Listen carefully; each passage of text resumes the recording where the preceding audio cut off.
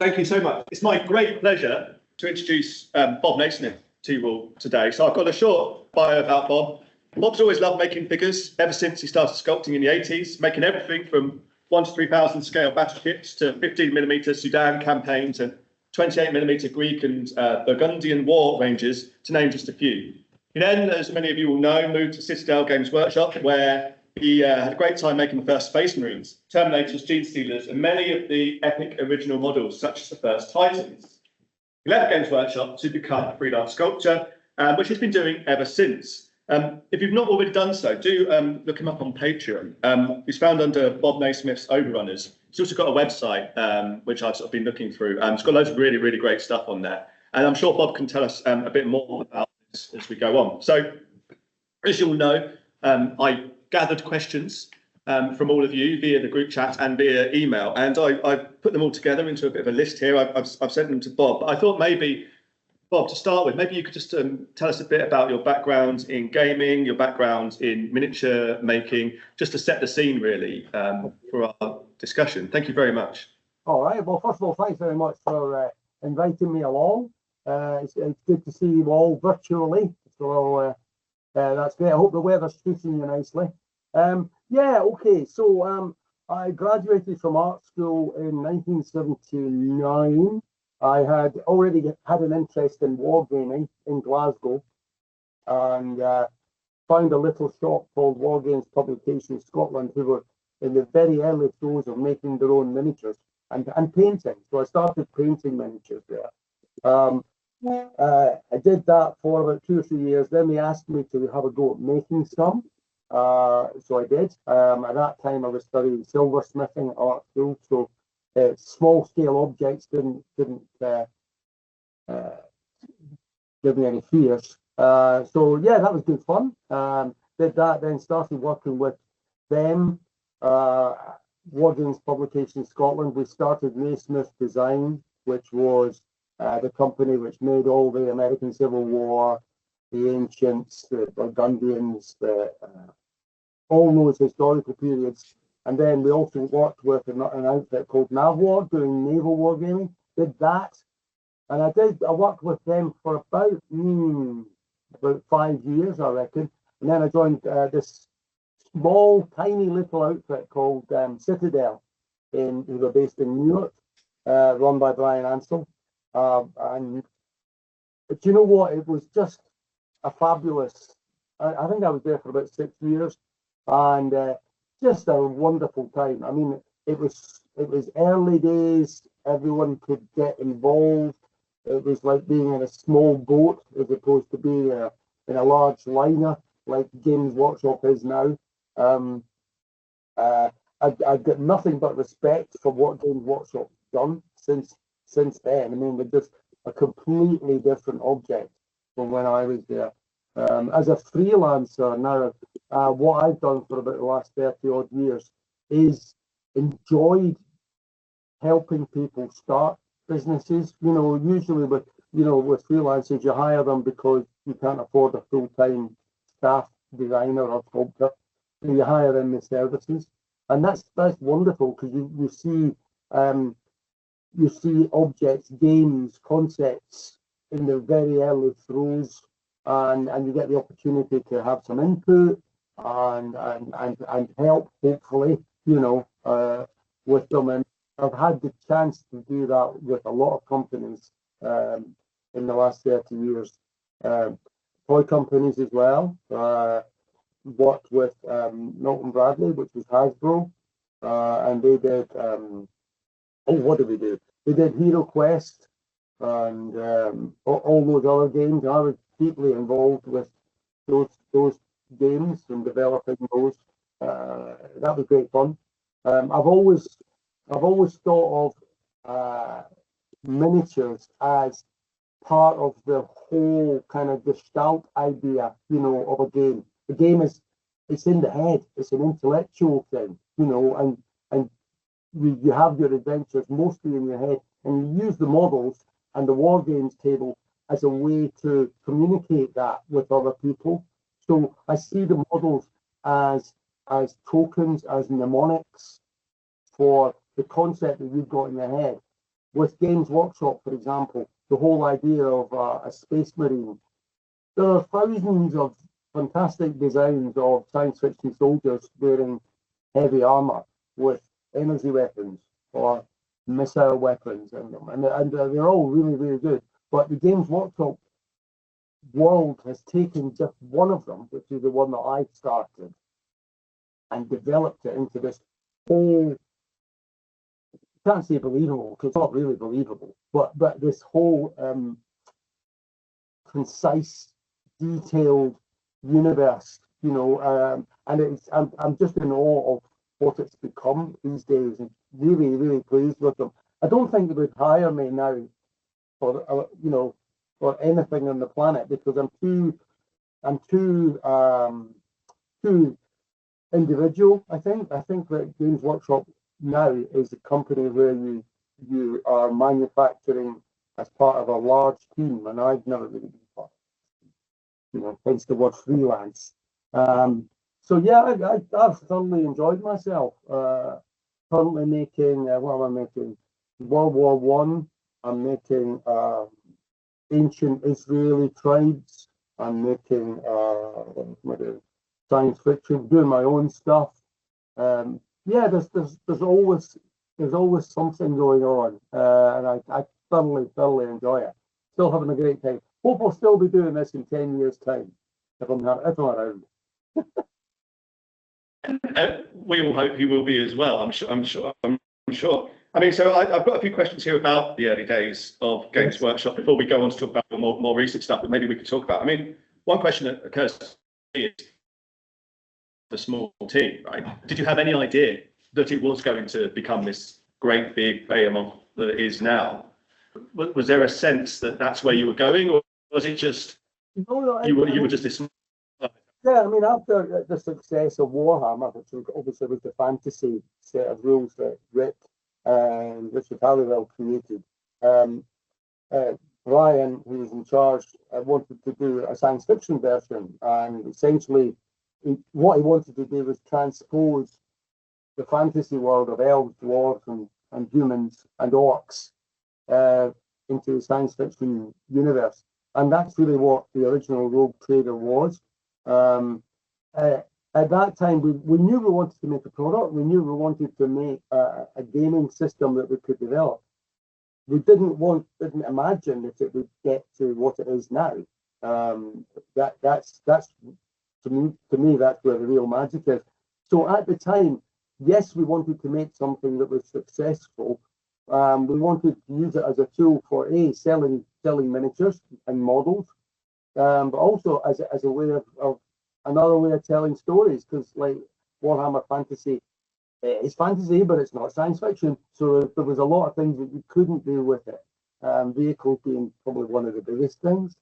So we had an inkling that we could make something that was successful, but not as successful as it has been. So that would be my answer to that one. I suppose you had access to all this sort of creativity in those early days as a small team. Mm-hmm. It occurs to me as you're speaking, I wonder, would it even be possible to make something like Warhammer today, the Warhammer universe, or was it because you benefited in a way from being a small team, right? That's what made it as magical as it's turned out to be. Like with the new corporate world that we live in today, you almost couldn't have done some of the things that maybe you did back then. Not really, no. I mean, I think, like you say, the very small working unit that we had, where, you know, most people were working in the studio. There were a few people working remotely. So there was always a chance for sculptors to speak to writers, to speak to play testers, to speak to painters, to speak to the guys who were trying to cast the metal miniatures at the factory. You know, and these were all things that would inform the design and help refine it. Those days, we were in the very early days of plastic production. No digital, everything was done in like the very, very old craft-based methods. So yes, it would be quite hard, I think, to recreate that that unit, except to start it, if you like, in a very small way as it was. You know, I mean, the studio was tiny. It was an old set of legal offices in the centre of Nottingham. You know, I don't know what the staff level was then, but it certainly was nothing like it is now. I visited Games Workshop. I found some old sketches and stuff that I'd had for years, and I wanted to hand them over to their archive. So I went in to speak to them, and they asked me the same question. They said, "What can we? Any advice?" I said, "Oh, what you need to do is, excuse me, identify as many of the people in your staff, your creative staff, who are just a little bit mad, and take them to the side and set them up in a separate unit, just brainstorming and blue sky thinking and creating new ideas." And they just looked at me and said, "We don't really do that now. We do, you know, we make Space Marines, and then we make more Space Marines, and we make more Space Marines, and that's really what they do now. I think because they have responsibilities now to shareholders and to stock markets, they need to make sure that their machine is directed towards making good, stable economic returns. So you don't have that little fast kind of speedboat analogy, you know, that you would have, but you could respond to things very quickly and adapt. You know, they have got huge power and huge success, but it means that they've got a lot of inertia. And so no, I don't think they could do it. Maybe someone else could, but I think you're going to have to kind of break the mold again and do something else. These days, it's so exciting because we have so many other ways to communicate. The idea that our model soldiers used to be little separate little objects that could be enjoyed by people as a craft and so on. Those little figures now are, as I said, they're really just part of a whole world which exists in 3D, it exists in design, it exists in AI, it exists in storytelling. So it's a much bigger universe, and these little models are they're small little points of light that you can use to illuminate the story that you want to tell. So I think that if there was to be a new Games Workshop or another Games Workshop, it would have to be something that was able to step to the side of what Games Workshop is doing now and create something else. Now, obviously, there's been a lot of people have had a go, and a lot of it is pretty successful, but not much of it is as successful as Games Workshop now. And that's probably down to how it's been managed and structured. Yeah, very, very much. I mean, it's absolutely fascinating. And I do wonder if there's an argument to say, well, maybe the company lost something, right, in going so big now that it has these, it's beholden to shareholders. But then at the same time, as you say, that's also why it's so big and successful, and why we can have a conference with people from all over the world coming to one single place in Heidelberg in Germany, share it on YouTube with like thousands. Oh, it's crazy really how much things have changed. I know you get asked this a lot, but I'm going to have to ask you about the early Space Marines because they are so synonymous with Games Workshop, and just you are synonymous with them as well, I guess. Can you tell us a little bit about how you came to develop the early Space Marine sort of concepts? Where it came from? Were you briefed at all? Was it sort of just nights in space, or what was the thinking behind that? Okay, so we knew that with the development of Rogue Trader, as it was called then, we knew that we were going to have dwarves, we knew we were going to have elves and orcs, and it was pretty clear kind of what the aesthetic would be with those. For the humans, who are like the middle ground, we needed to have something which was characterful, but unique, if you like. And so Rick Priestley, who was involved in very much in the core of writing the rules and so on for Rogue Trader, came and spoke to me, because I was probably at the time the sculptor who was probably most interested in science fiction. Most of the other guys, talented giants as they are, were more, probably the bent was more towards fantasy and making fantasy figures. I always loved science fiction.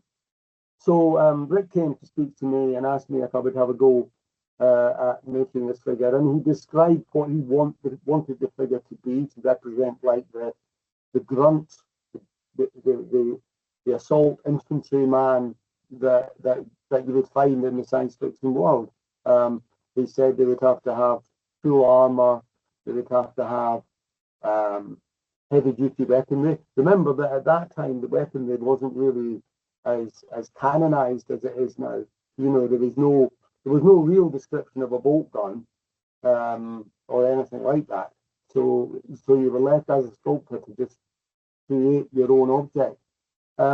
With my historical background, I was able to draw heavily on a lot of the images that your classic modern infantryman has. You know, helmet, backpack, weapon, sidearm, packs and equipment. And so those were the things that informed me when I was making the first Space Marine. As we talked about earlier, at this time we had no idea we were doing something that was going to be so seminal. So you know, I just made the model. We just needed models because Rick was testing the game system. They needed to have photographs of model soldiers on the table fighting, and we needed some of these fellas. So I created that model, and essentially didn't really think anything else about it. Went back to making fantasy models again, and then as the production advanced with Rogue Trader,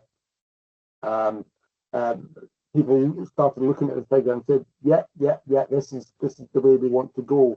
At that time, Brian, who was the managing director, had already made plans to create a plastic set of these models, because that was part of the plan. You know, when the game came out, they would have a box of these things. So we got together as a team to create the sculpts for the first plastic Space Marine. We did that as a team of myself, Jez, Ali, and the twins, the Perry boys. And we sat down almost like an old lady's knitting circle, creating these clays. I say clays because that's how the models were sculpted. They were made in a wax-based clay, which never ever went hard, and it was a good clay, but it was not perfect for what our purposes were, and it was quite frustrating. The clay was so vulnerable that if someone picked it up in the wrong way, they could damage the model, damage the sculpting detail, and that would have to be then reapplied, which was always an issue when the management team came in to check it and decide whether they liked it or not. You know, they would pick the model up and almost instantly undo a week's work. You know, so then we would have to go back in again and do that. So we made those. It was just so early, and it was at that point, in fact, that the concept of the bolt gun was tightened up, mainly by Jez Goodwin, and also the missile launcher, I think, was mainly designed by him. But the rest of the figure was a kind of it was a group effort. It was a group effort to get it done. It was just really good times. Thankfully, they don't do it like that now. Thankfully, digital's given us a whole raft of new tools to explore with these things, and AI now. You know, I dare say there's probably an AI generator at the moment that can just make the Space Marine. I've not seen it yet. That's fascinating. So this is interesting. So the original bolt gun, or the bolt gun, didn't exist before the Space Marine. So So I think it was Demetrios actually who sent me the question about, because there's some debate over what that original weapon was that the Space Marine was holding. So it wasn't a bolter, right? It was just a generic gun. Just a generic gun. At that time, we had no real instruction on what the guns would look like. So I suppose in my mind, I was probably thinking of classic sci-fi illustrators, like Chris Voss and people like that, and importing some of those looks into the model. The pipe work and the detailing, trying to make it believable. And yeah, so that's really where it was born.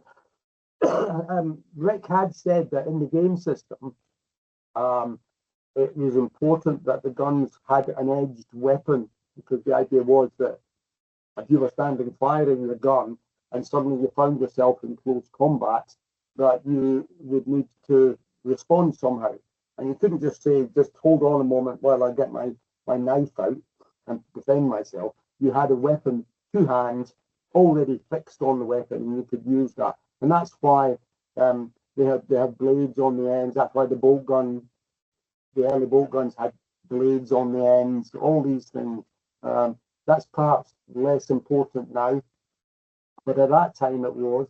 The other thing I should say as well was one of the things that's always obsessed me when you're wargaming is that you invest in an army, which can cost quite a lot of money, and you put it on the table, and then the person, after you've painted it and based it up and you put it on the table to face your foe, the person who sees it at best advantage is your foe. It's not you, because you're seeing the back of the model. So I was always keen that the back of the model should reward you in some respect, so that was why, excuse me, the backpack, I worked on the backpack to try and give it some character, something that people could latch onto. Also, the shoulder pads, the very first model had studs on one side and a plane on the other side. And at that point, we reckoned one shoulder pad plane was enough, because we knew we wanted to paint unit markings, squad numbers, all of those sort of things. And we reckoned that one shoulder pad was enough. Of course, now that concept has exploded beyond all recognition. But that was the logic that we needed to have. We needed to have models which had some painting room on it for information. We needed to have models that would describe exactly what that model was, which is one of the reasons why the guns have never really been small, let's be honest. They've always been a good size, simply because if you're playing on a war games table, you may be looking at a model which is, 30 millimeters high and is 1 meter, 2 meters away, and you need to be able to tell, oh, is it a flamer or a plasma gun or a bolt gun or a heavy bolt gun? And those things, from the game point of view, are really important, and they inform the design, so that you've got an image that you can easily understand. Right. Now, this is fascinating. So very early on, it was very much game and manufacturing led in the sort of design process. Yes. And then obviously that's then led into the law, isn't it? Right. Mm. So these space backpacks are now synonymous. Yes. But it came from an idea. Yes, I agree. No, that's absolutely. Yeah, it came from a concept that the models are there to look great. They must look fantastic, but they also must interact clearly with the rule system. When we started making the first Rhino, and it was in plastic, and we started designing it, and we said, oh, well, we can make the Rhino this big. And Rick said, no, you can't do that, because the standard move then, maybe still is 4 inches. It's about 100 mil. And he said it would make a nonsense of the game if it took you 3 turns or 4 turns to walk around the model.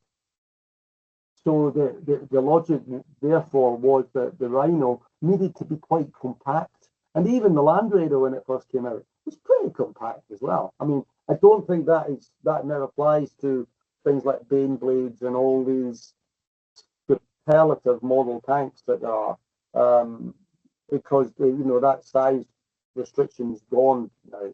But at that time, at the early point of the game, we were informed by the rule systems quite heavily about what we could do or what we couldn't do. Yeah, fascinating. I mean, the question of scale is an interesting one, of course, because there's been a process of scale creep, arguably, over the years. I mean, we've seen Space Marines be resized, essentially, with the Primaris Space Marines. Your point about the tank, I think, is particularly fascinating, because I've always wondered why the Rhino is so small, because you can't fit 10 Space Marines inside it. No. Guilty, my lad. So to blame you. So we've got a few just questions here about the actual process of creating the miniatures when you're in the Games Workshop days, and then we'll ask you about your general sort of process now. So how did you find the move of creating miniatures and art to actually going on to managing maybe a team of people? Because you were involved with a team back then, right?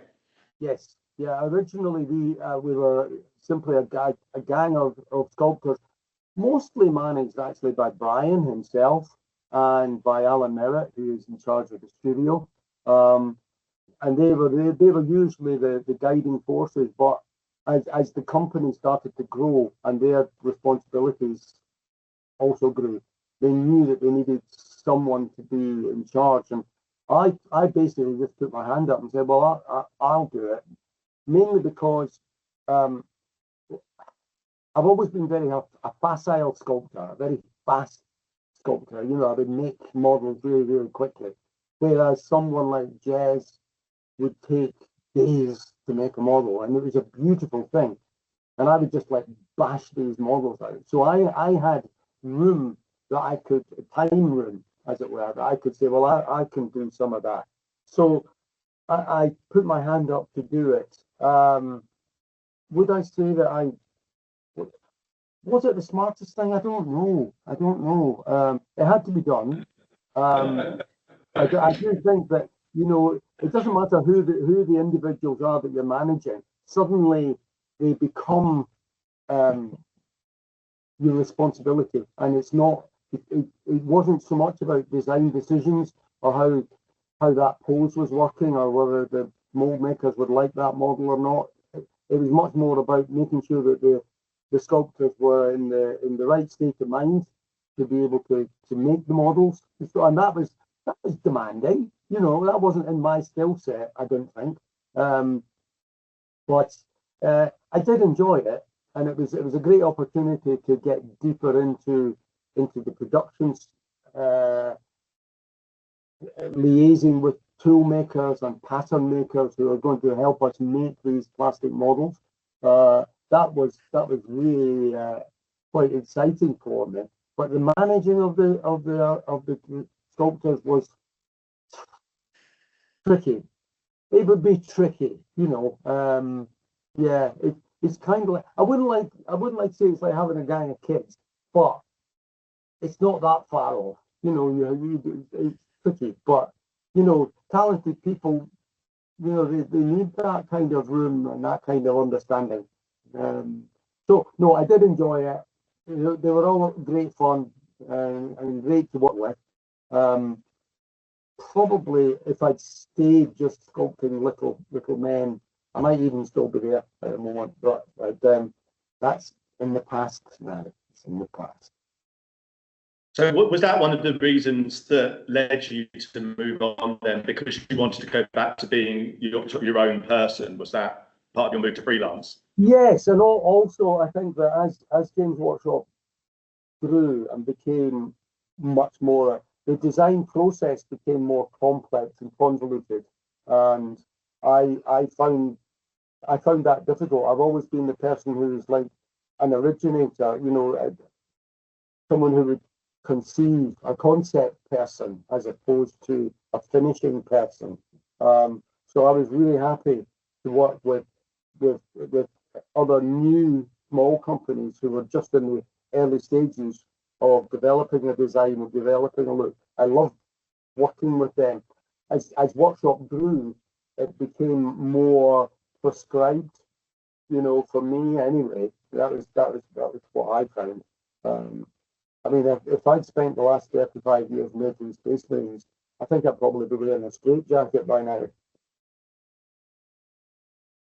I mean, it's completely understandable. I mean, so I wonder, could you tell us a little bit then about your design process? Where do you find your inspiration? What sort of artists, designers do you admire that maybe sort of inspire or influence your own work, would you say? Well, there are so many now. I mean, as I said earlier on, the whole sci-fi genre has kind of exploded. It's much more mainstream. You look at Netflix or Amazon or any of these streaming services now, and sci-fi occupies quite a sizable portion, or sci-fi and fantasy together. So you've got this huge wealth of imagery and concept and thought that you can dive into and be influenced by. The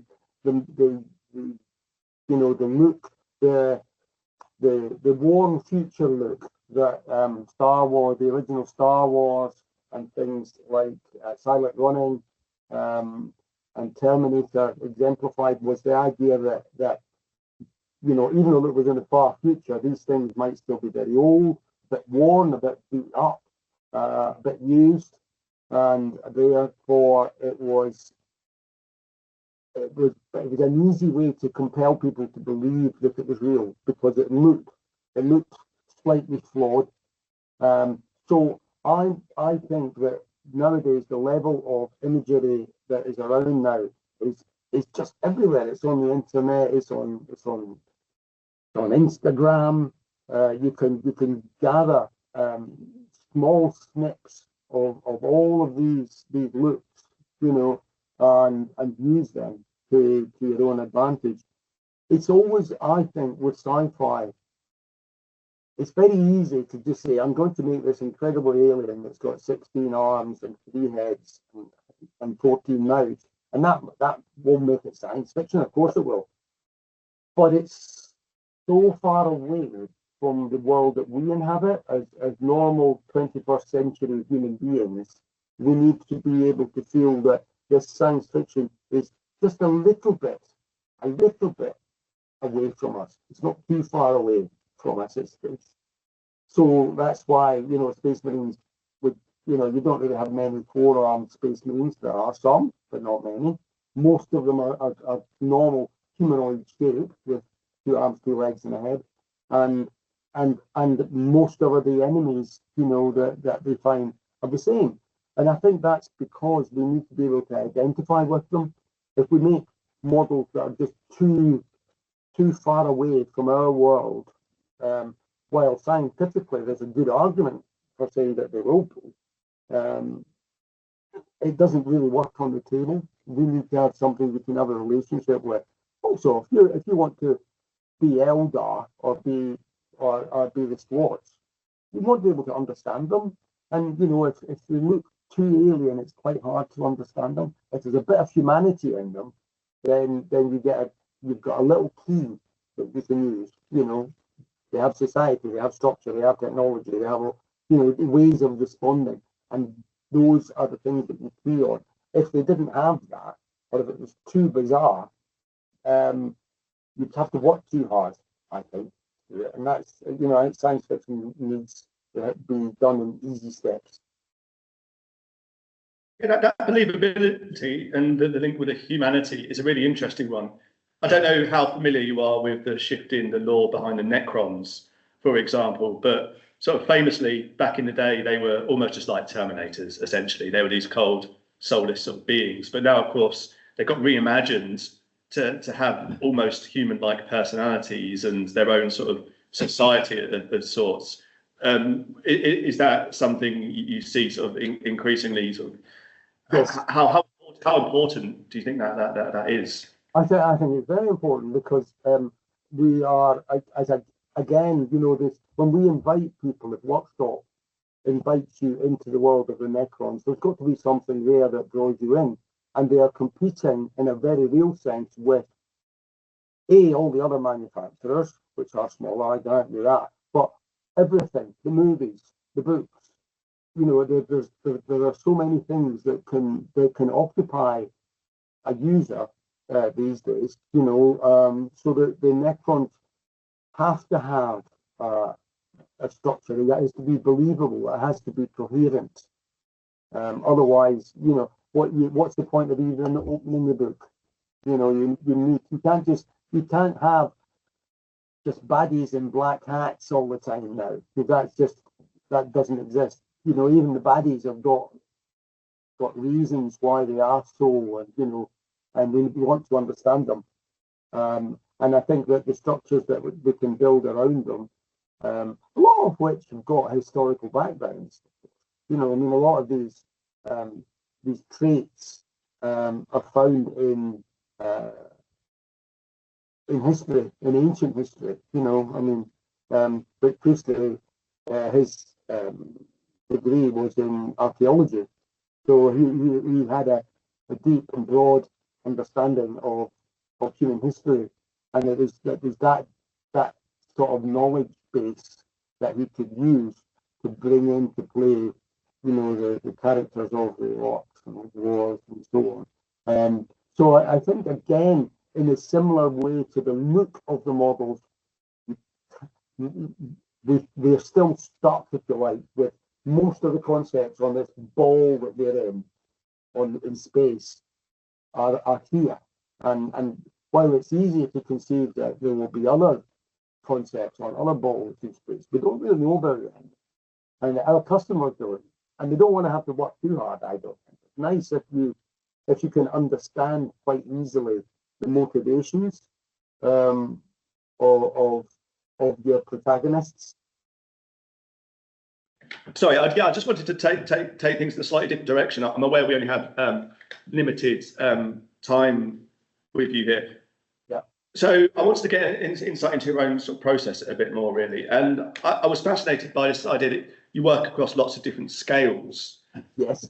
Do you have a preferred scale to work in? And I mean, the question that came to me, is there an ideal scale for hobbying, do you think, doing the sorts of things that you're doing, making?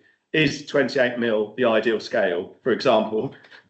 Yeah, no, good question. I think that we've been used to 28-30mm as like the standard.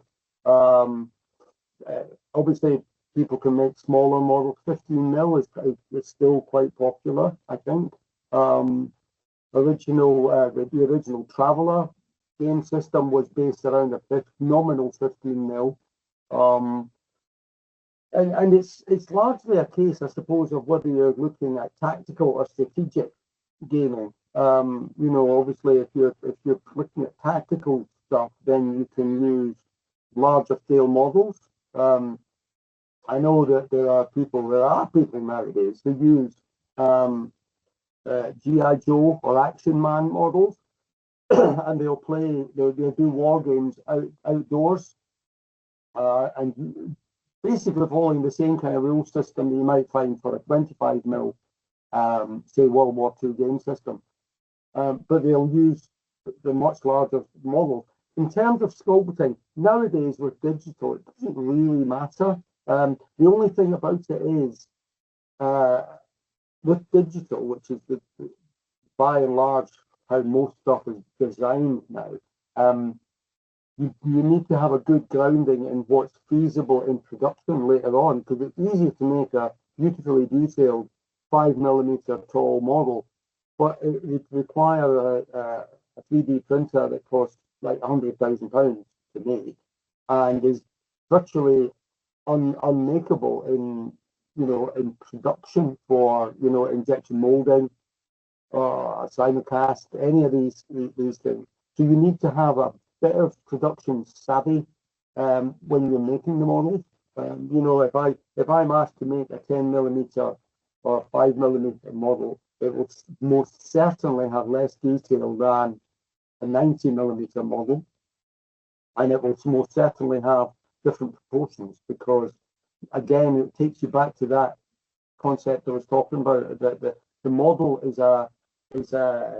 to communicate an idea, and part of the idea is what is that model representing, what is it doing, what is its weaponry, what's its armor, and you need to be able to read that.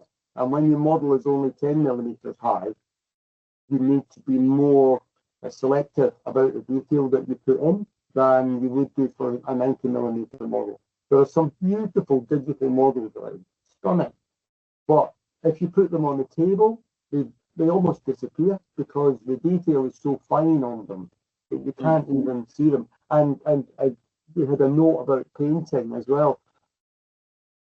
Everybody loves the hobby. Everybody loves to paint models, but not everyone is a Michelangelo. And it's tricky, So I mean, if you make a model that's got so much detail in it that if you take an average skill set and apply it to that model, you're going to destroy most of the detail just for putting the first couple of layers of paint on. So yeah, you've got to be mindful that when you're making a model, you're making a device which is going to help communicate the idea. So it's going to communicate the idea of what the model is, how it behaves, what it does on the tabletop, what interaction it has with other models on the table. All of these things are really important.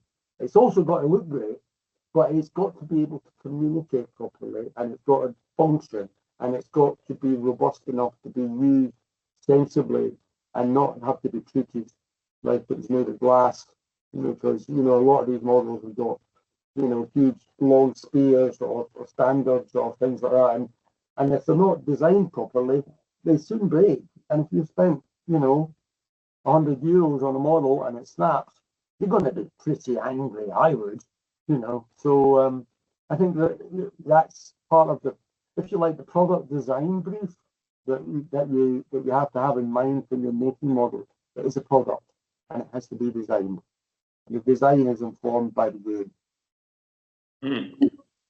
It's a very complex interaction of different things, as you say, and this does tie very much with another question relating to detail creep, because obviously models are getting better. The quality of models is they're more detailed than ever before. But as you say, do you think it's generally a good thing that the models are becoming more detailed to an extent, or is there a point where there's too much detail, would you say, because of this communication of an idea?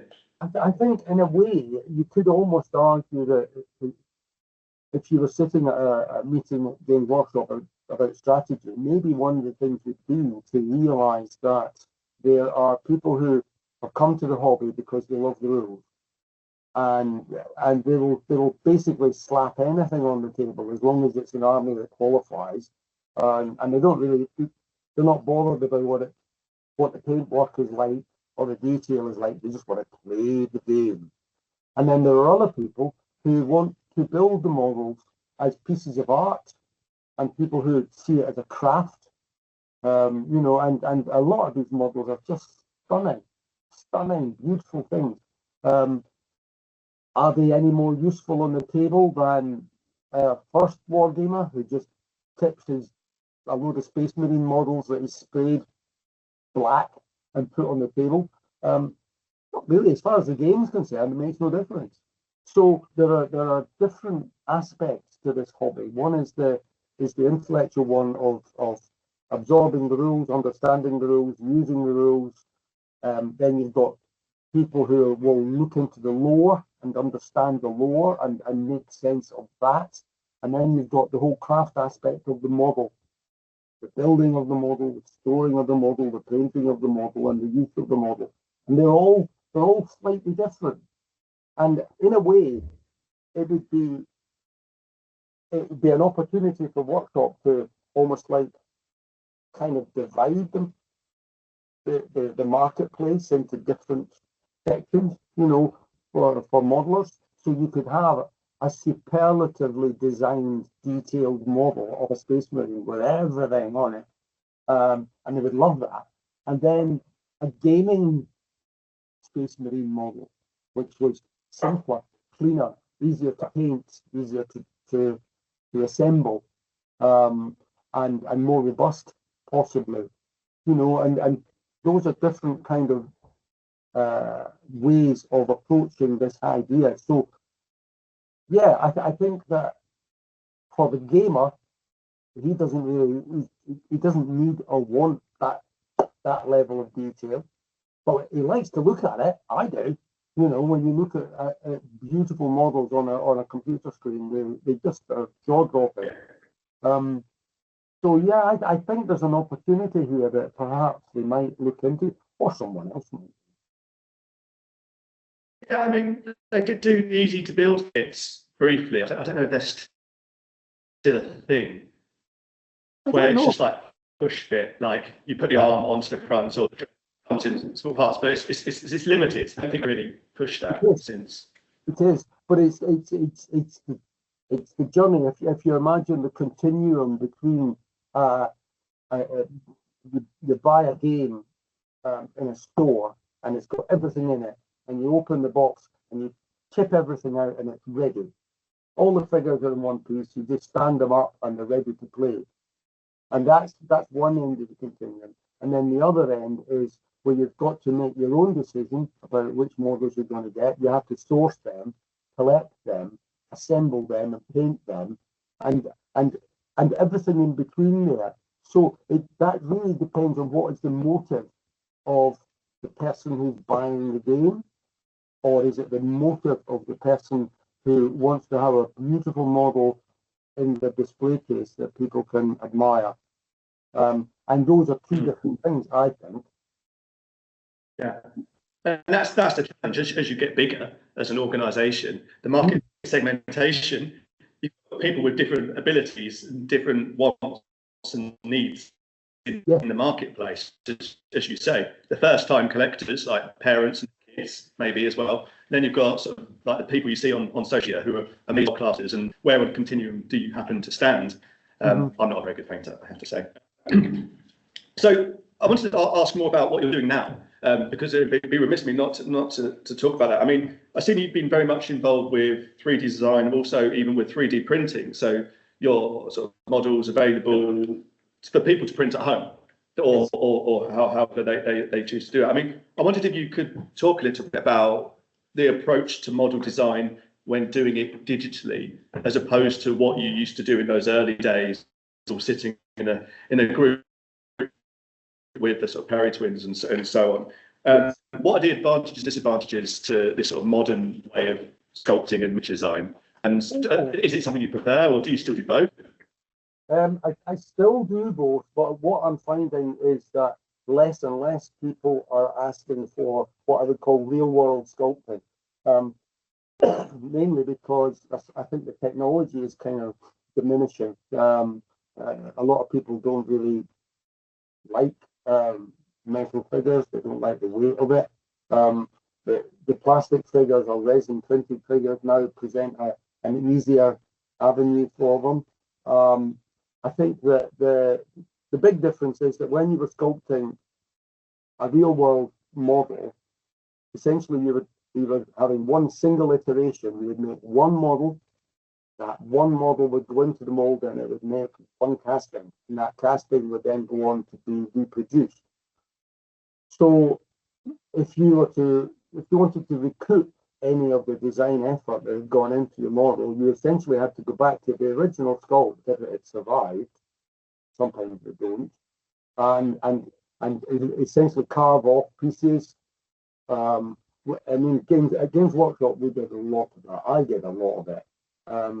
At the early times within Workshop, as Citadel was growing, and what became Warhammer 40,000 started gathering arms and legs, and we did more and more models. I would take, say, some of the Perry's dwarf models, the squats, and I would take them home and I would literally remove all the arms and remove all the heads and swap them around and put them back together again in a pleasing way, and generate another set of dwarves, which would then go into the mix. So in the early days, we did that a lot. But nowadays, with digital, of course, the digital properties are endlessly repeatable. So you can make a model. You know, I made an ear, a human ear, about 15 or 20 years ago, and I still use that ear. And I made a hand, and I still use that hand. There are a lot of things that you can just keep coming back to and reusing or refining.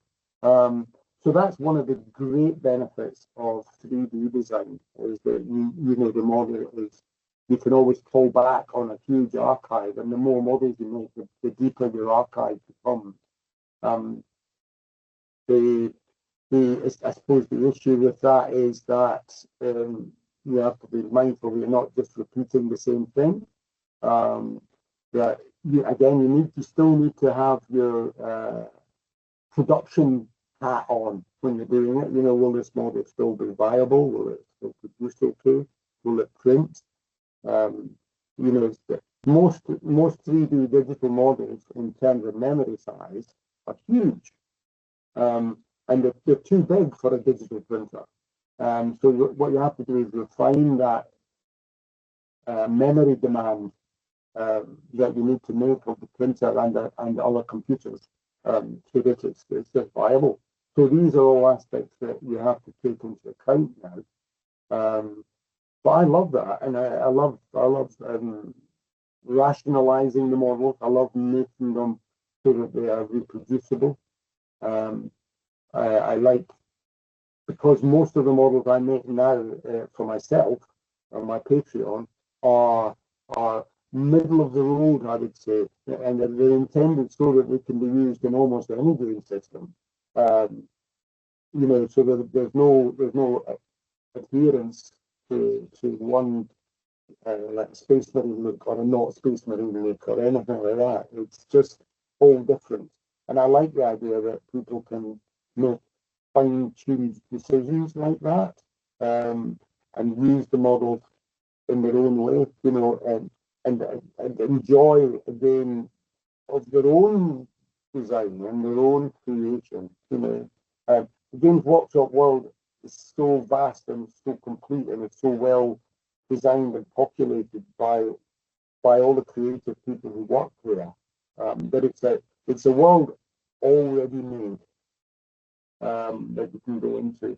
And I quite like the idea that maybe, just maybe, there are worlds that are not yet made, and worlds that you can explore yourself, you know, and the models I make now are hopefully a way for people to do that. Yeah, fantastic. I mean, so one question that occurs to me is, well, how do you decide what models you're going to make and design and make? Oh, right, okay. Because you're making them for everyone. How do you is there a process? Do you look at what's on the market and go, well, I could do some more that might fit in with this game system? Or is it just... Yes, you think of a setting, you know, like... Sorry, there's a delay on the line. Sorry, I thought you was... No, I think it's just that when you're always looking for ideas, always, and you're picking them up from everywhere. So any movie you watch, any book you read, has got something in there that you can use, and then you pass that through the filter of has this idea already been explored? Have other people done it? If they have done so, then is there another way to present the same idea in a different way? And then it's just a case of, would you design a model and you imagine it being used? And you need to imagine it being used. So, you know, it's quite nice to make, I like making scenery, you know, but I don't know many people who would spend a lot of design effort making scenery as much as making models, because models are what it's about, you know, the model of the army, of the figure. So yeah, it's a constantly unfolding thing, and I think you're drawing on current trends. what's out there in the media, what's out there in the gaming world. You look at it and you think, oh yeah, that's good, but we could, there's something else that could be done. And that's why I like making these things, because I can indulge my own will. One of the things about being a freelance, pardon me, is that you dispense with the idea of having one employer, one master, and you replace that with 10 masters. So you are told by your customer, I want some Scots Greys, or I want some robots.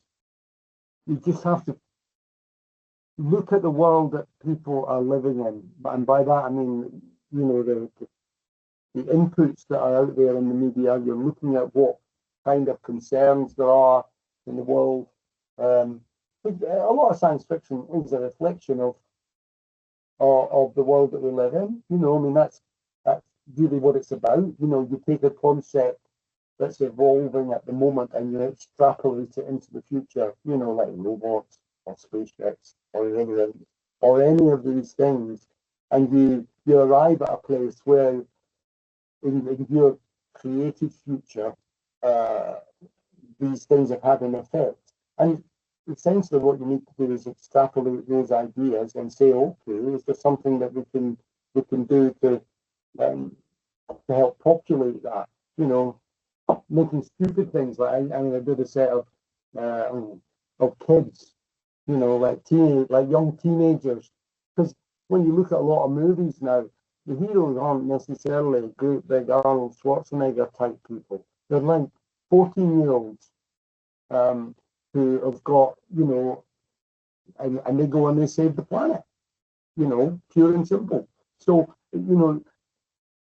it's about making the heroes and making the people who populate the world. And I really like that. I think of my collection of models as a kind of central casting. If you were deciding I'm going to have I'm